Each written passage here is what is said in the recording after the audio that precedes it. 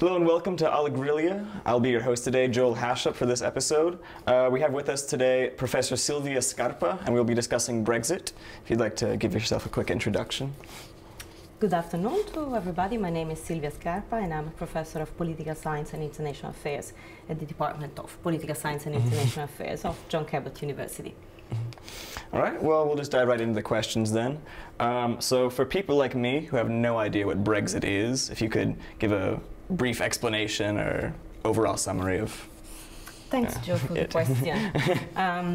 It is not an easy one, but probably the best way of approaching this issue is to mention the possibility for states to get out of the European Union. So the European Union, with the Treaty of Lisbon, and in particular Article 50, provides for the possibility for the member states to decide that they want to get out of the organization.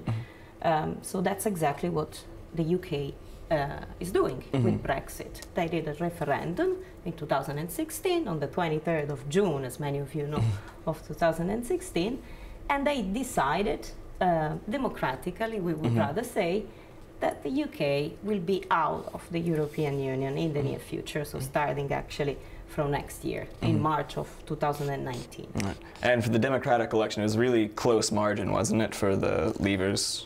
Yes, this is actually the contested side of the issue. So if you look at that, it is true that, you know, the country somehow, you know, and the politicians in a way decided to leave it to the people to decide. But then again, if you look at the referendum in itself, the results were contested because there were a few problematic issues. The first one actually was connected with the fact that, as you know, actually England and Wales fundamentally voted in favor of Brexit, while actually Northern Ireland and also Scotland, in a way, the majority basically of people voted in favor of staying within the European Union. There is also another important consideration that we should make, which is related actually to the fact that the majority actually of the young voters are more for staying, you know, with the union, for remaining within the union, while actually the older voters are those who are instead, you know, thinking that their future is outside of the European Union. They are fed up with the European Union and they want to see a UK, you know, free of the bonds generated by the European Union. Right. And this is also an interesting issue because actually many claim that if we were to vote again, since there are more than 1 million younger, you know, voters now that would have a chance, those who actually became adults very recently, and according to the polls would be in favor of remaining within the union. So many say, why not having a second vote? Because probably these ones might determine a different outcome. Who knows, if with a new referendum the outcome would be different in respect of the previous one. All right. That sounds vaguely familiar to another 2016 vote I remember, with the majority of young voters going one way and losing. So what are the reasons that Britain would want to leave the EU, especially when there are other countries like Turkey and Kosovo and like Ukraine are trying to get into that European Union? It will be long to answer to these questions. I can tell you that some actually put it in terms of the Britishness, in terms of being fully different from Europeans and not being Europeans. Is it like a patriotism sense, or might be a little bit, you know, connected with that.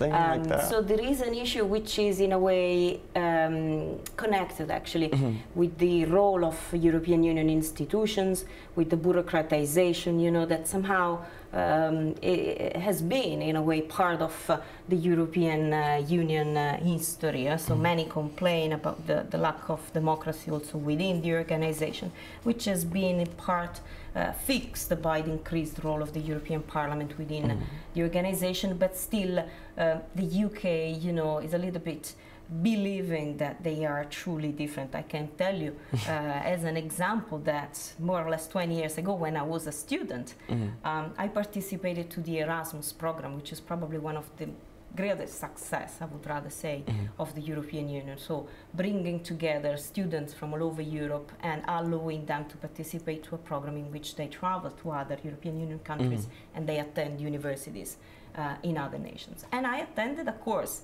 at the University of Amsterdam, which was labeled Britain and Europe. And it was exactly about that. It was an international relations course dedicated to studying the way in which Britain somehow has probably never been fully European. However, if you look at that, it is also a complex, as I said, issue, because besides that, so besides actually the discussion in terms of the fact that Britain has had its empire, it has had actually a true relationship with its Commonwealth, which is probably different from all the other European states. Not so many actually remember and know that Winston Churchill was actually probably, I would rather say, one of the fathers of the creation of European integration and the European institutions, the European integration process that led actually to the creation of European institutions. And I say this because actually it is true that in a variety of speeches that Winston Churchill had actually throughout Europe in 1945 and 1946, he was actually foreseeing the creation of the United States of Europe.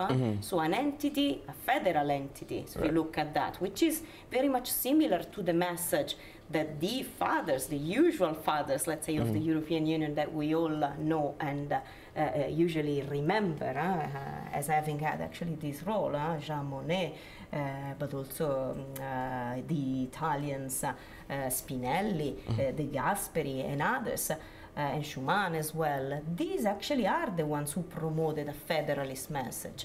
Then it is true that what we saw in reality was that it seemed difficult to put in practice a union which would have been a federalist one since the very beginning. And Churchill himself understood that because of the Commonwealth it would have been difficult to imagine the UK within this new organization since the very beginning. But they all understood and had clear something, which was actually the role that these institutions, the three original communities that were created in the 1950s, would have had for the European continent, which was actually the impossibility of having another major world war. So the idea was avoiding a third world war, and by putting together the countries in Europe, this is what actually they wanted to achieve. If you look at that, then again, as I said, this is a complex issue, so we should have also probably to go back also to more modern problematic issues of dissatisfaction, let's say, of the UK with the European Union. And this has also so much to do with a variety of problems associated with the issue of the four freedoms. The freedom of four freedoms are, as you all know, the basis actually of the common market, of the internal market that exists within the European Union. And if you look at that again, while probably many of the countries are very much fond of some of these freedoms, which might include the freedom actually to move capitals, or the freedom of trade so that you eliminate the barriers for moving goods, then again many have troubles whenever we deal with the freedom also of movement for the workers. And this became extremely apparent when we saw the two major enlargements to Central and Eastern Europe, with actually 10 countries from Central and Eastern Europe after actually 2004 joining, and bringing in nations that are less wealthy in respect of the other ones. And this led, notwithstanding the fact that the UK together with others had put a specific limitation, so freezing in a way or another the freedom of movement of workers for a specific period of time, but then at the expiration of this they saw a little bit of an issue of internal, we could call it internal migration within the Union. This issue summed up with the other issue of migration from other nations to European Union nations probably also led to a major dissatisfaction also with the system of the European Union. Well, you're Italian, we live in Italy, our university's here in Rome.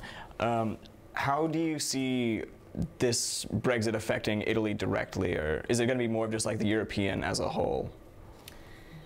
It's not easy to say. Many researchers actually have conducted research on the economic side of Brexit. So what might be the effect for the UK on one hand, and then for the other European Union nations on the other. And they say that Brexit is already costing a lot of money to the UK, but also to the European Union. What actually, and we have a variety of studies, and I don't want to mention one in particular, but the IMF, the International Monetary Fund, the London School of Economics, and others, you know, have conducted studies on this with different conclusions. So they all say that we are all going to lose. Okay. Within the European Union, both the UK and also the other European Union nations. We are all going to lose in terms of our GDP, in a way. What it is not probably fully clear is how much we will lose. What many, so the studies somehow agree in concluding that probably the UK will lose more than other European Union nations. What it is a little bit unclear at this point is the effect that Brexit will have on the free movement of individuals as well, of citizens, of European Union citizens, and whether Brexit will affect also this freedom in a way.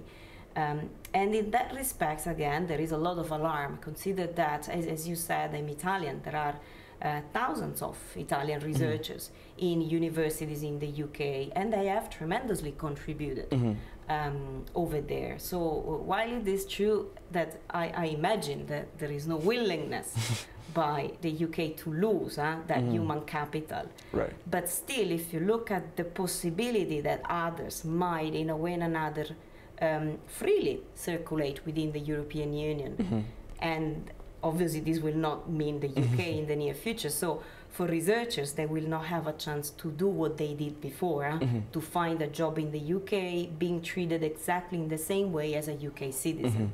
This wouldn't apply any longer, and I guess that this seems quite clear from what we have understood from the negotiations between the European Union and the UK up until now. But I would like to mention also another aspect of this.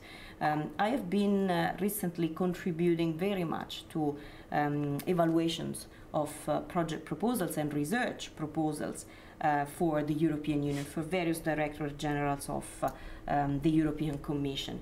And in that respect, I can tell you that the UK will lose a lot because UK institutions, whether it is research agencies or universities, NGOs, non-governmental organizations, or also local public institutions, they have been participating a lot to these requests for funding from the European Union, and this will not be possible in the near future.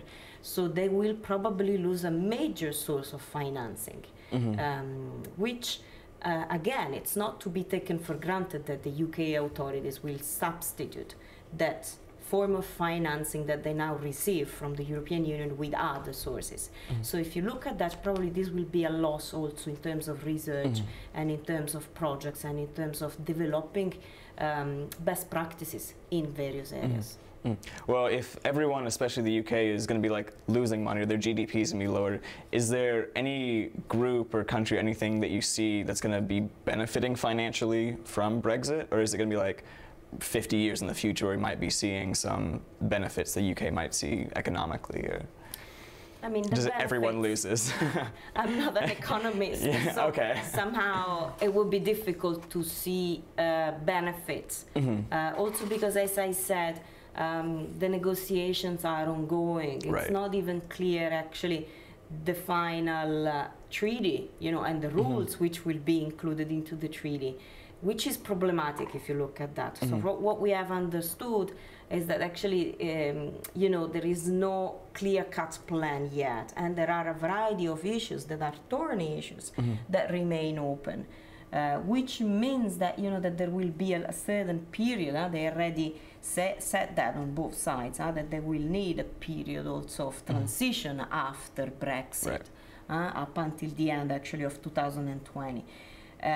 But then again, this is bad if you look at that, because the uncertainty considering that there are only a few months to go before Brexit at the end of March of next year will actually happen. The uncertainty is also not helping in terms of understanding the rules that will be applicable after that. Who will win? Again, as you said, again, I study international organizations, and I truly believe that being part of an international organization, there might be problems. I was discussing this with my students this morning. Some of these organizations at times might be a little bit ineffective, might need to be reformed, there might be problems inside. But again, I don't believe that getting out of the organization is the best way of solving problems. Getting out of the organization, especially an organization such as the European Union, which is a little bit of a special entity, as we said, because it has special powers in a way that are uncommon among international organizations, means in a way making a step back to the word actually of 1945, which is the word of that emerged out of the Second World War. And honestly, I'm not so sure that that is the way forward. Building is something. Destroying, I don't think it's the best way of making progresses. So that's why I am sure you have understood that definitely I am not in favor of Brexit. And got that sense a little bit. And instead I would be very much in favor of those, and I think I'm not the only one. If you check a little bit the news, The Independent, for instance, has a specific campaign for a second vote, and they collected more than 800,000 signatures for a second referendum on this. The Prime Minister of Scotland is a little bit pushing for that, saying that actually she has 35 members of parliament and they will vote in favor if they were to ask for a second opinion of the population on this. So it seems that many are the more we get closer probably to Brexit, the more we see that many are unconvinced about the results of the first referendum and about this possibility that the UK might get out of the European Union. Well, you just mentioned the Prime Minister of Scotland there, and earlier you mentioned that there's a divide between the countries. So according to the results of the Brexit referendum, the English and the Welsh voted for Brexit to leave, while Northern Ireland and Scotland wanted to remain by that democratic vote. Where do you see that divide coming from, and what's at stake for the Republic of Ireland and for Northern Ireland? Yes, thanks for this question as well. If You're you welcome. look at that, this is another thorny and complex issue, because if you look at the referendum in the first place, then as we said, it was a democratic way for the institutions to know what people thought about this issue. But then, as we said, there was this huge divide between the youngest voters and the older voters. And then also this divide actually among these 4 different parts of the UK are relevant, because again, what might claim, will it be democratic if Scotland, who fundamentally voted in favor of remaining within the Union, then would have to abandon the Union because of a majority that actually was obtained somewhere else, as we said, in Wales and in England. So there is also this other democratic element. And as we know, again, the Prime Minister of Scotland is pushing a little bit this in terms of then claiming independence. So they said, it's true that they already had a referendum and it failed, but they already think that if they're going to be pushed into abandoning the Union, would it spark another... Why not asking to the voters whether they want to separate themselves from, from England and Wales, because they are in favor of Brexit, while the Scottish are not, and then as an independent new state get into making the choice themselves. Yes, so having the chance of getting into the Union in this way. Consider as well, if you look also at the issue in terms of Northern Ireland, there is another thorny issue, which is the border between Ireland and Northern Ireland. Because as you know, Ireland will stay as an independent state, it will remain within the European Union, while Northern Ireland, which is part of the UK, will actually abandon the Union. So far, actually, there was literally no border between the two. if actually Brexit will happen, and this is one of the thorny issues also within the negotiation process, they are not able to find an agreement on this border, on the eventual border which should be eventually recreated between Northern Ireland and Ireland, because the people over there on both sides, the Irish and Northern Irish, they don't want to see a border being recreated within the island. And this is another one of the thorny issues that seems difficult to solve in a way. So but for all these things, I'm sure that we all see the problematic nature actually of the referendum in the first place and of the results of that referendum. Well, I think Theresa May and the other British politicians had about 5 months to figure it out. Yes, it seems that Mrs. May has been dancing recently as a young dancing queen, which probably made many of us a little bit laugh, you know, at the way in which she's attempting to regain control of her party. I don't know if this is the right strategy. I'm not a politician, but honestly, I would not dance. The ABBA strategy, become a dancing queen. While singing, you know, that you are a dancing queen that goes to disco and you are 17 years old. I mean, definitely, it probably was not the right song. Definitely, Mrs. May is a nice lady, but it's clear as well, you know, that dancing was not their way of being, you know, that was coming out. And I think it's also not helping in terms of giving confidence to the party that she will deliver the right treaty in a way, that she will be able to adopt actually together with the European Union an agreement that fundamentally will solve all these thorny issues that we mentioned before. And this is the problematic issue as well. So there is a lot of opposition also internally. It's not by chance if actually Johnson resigned in July. I'm sure you know that Mrs. May proposed this Chequers plan in July, and then actually 2 of her ministers resigned after because they were in disagreement with the plan. And then also from the side of the European Union, they said that this plan is unacceptable. It seems that there are some elements, also in terms of customs, in terms of the collection of, you know, of the custom, that in a way or another are not clear enough how this would be done in practice. And in this respect, it is true that probably there needs to be more clarity on what will be the strategy for the day after, let's say, Brexit. Right. Well, last question. You mentioned being an Erasmus student earlier, or the Erasmus program, and when you studied in Amsterdam.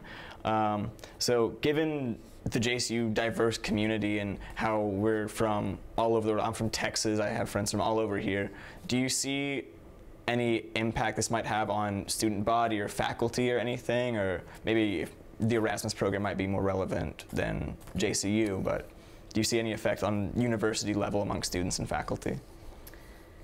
I mean, thanks for the question. It makes me think that actually my first choice for my Erasmus was London. Then I couldn't get it, and then my second choice, you see, my second choice was actually then Amsterdam. But then I went back to London for my PhD studies, so I did a period of research in London. And again, it tells probably to you how, you know, Britain is part of Europe in a way. So I do not really believe that, you know, that it's a part only because it's an island in a way. You know, it's part of the continent as well. Even if we all have our, you know, differences. But it's true that, you know, the way in which we all are able to stay within a certain community, as it is here at John Cabot University, as you said, probably we have more than 30 nationalities. I believe we have 75 amongst the students. 75. At a trivia night the other night. Sorry, I have incorrect info. So probably the graduates from last year were from 30 different countries, or a bit more than that. But this tells to us how, you know, multicultural societies are possible, and we can coexist, and we can find shared ways of coexisting and putting together our cultures, our traditions, and probably even being better persons than not only, you know, by being Italians or British or US citizens or, you know, others. I think that here, by being all together, we made up something which is more than our own nationalities. And if you look at that, the Erasmus program is also about that, as it is also the study program for US students coming to John Cabot. It's the possibility of tasting another culture, traditions, you know, the way of living in another place, opening up your minds to the world.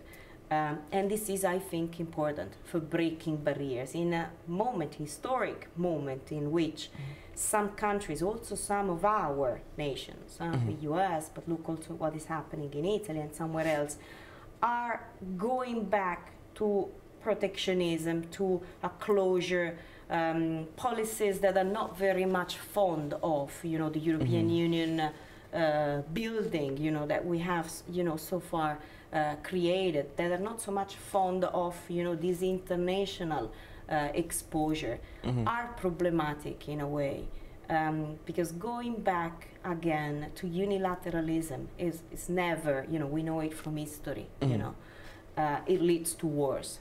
The only way for avoiding wars and the only way for finding compromises is meeting, discussing, talking.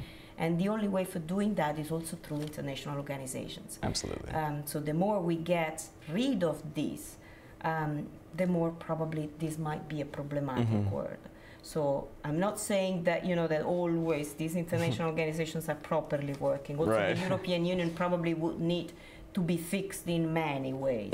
It's not perfect. I'm not saying that this is perfect, as well as many other organizations. But the way for reforming them is probably by being within the organization itself and not being outside. So going back also to the impact that this Brexit might have. Honestly, I don't know if we have many British professors or students. What it seems clear is that still for the transition period, nobody will be affected. So up until 2020, nobody will be affected by Brexit. After that, we don't know. So that's the huge issue that probably we will discover in the coming months. Well, last thing, I believe you're involved in research regarding migration and human trafficking. If you'd like to say anything about that in the context of Brexit and its effects. Yes, thanks. This is another thorny issue. Yes, I've been doing a lot of research on the issue of human trafficking and also on the issue of migration. I will be teaching in the spring a course on international migration here at John Cabot University. And again, also in that area, it's clear how many of the policies of our countries, but also many of the votes, the recent, you know, votes in elections were directed by that issue. So it becomes more and more important what politicians have to say on the issue of migration. Even if it's not an alarming issue any longer. If you look at that, this is also interesting, because in Italy, it's true that we probably have had, you know, a rise in terms of the arrivals. But it is also true that more recently there was a huge, you know, drop in terms of the numbers of arrivals. And notwithstanding that, the issue still continues to be perceived as alarming, which is also a problematic way of perceiving the issue of migration.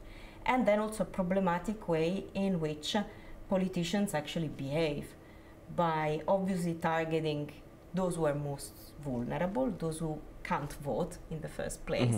So definitely there is a preference obviously for your own citizens, and keeping out those who have to stay out, let's say. But also in this way, again, we completely get rid of some of the priorities that especially for Western states are based on human rights. We have built a common house, I would rather say, which is based on human rights standards. And many of these human rights standards are given to individuals. Doesn't matter whether you are a citizen or, you know, a migrant or a stateless person, which might mean that you have lost your citizenship, or probably you never had a country that you can consider as your home. Still, you should have certain basic human rights.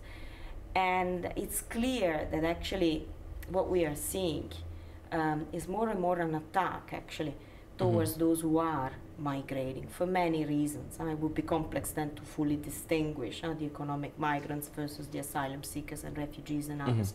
So I leave that aside for a moment. But it is true that migration probably will stay. One of the textbooks that I use for my course, it's entitled The Age of Migration. This is the age of migration. It is true that people are moving, whether we like it or not. The issue is, how do we manage the movement of people? Do we leave it in the hands of the ruthless smugglers and traffickers? Right. Or do we try to prevent them actually from earning tremendous amounts of money while moving people across borders in an irregular way? Right. And that is probably the thorny issue that states have not yet solved. So they do not really find a solution on how they have to deal with this thorny issue, which is complex. So probably nobody has a true answer for this. The other problematic issue is connected with multiculturalism. Once that they are in, how do we integrate the people that have arrived? Are there policies that should be adopted? And then again, is this going to be part of the welfare system? And if yes, again, this has a cost. So then it might be perceived as problematic. Because again, we are also in the age of financial crisis. Our states want to spend less. So if you want to spend less, how do you include more issues in your agenda? Right. It's clear that this is another thorny issue. And it's not by chance that the Brexit was also about this in a way. All right. Well, thank you so much. This is Professor Silvia Scarpa, and my name is Joel Hashup. Thank you for joining us for this episode of Alla Griglia.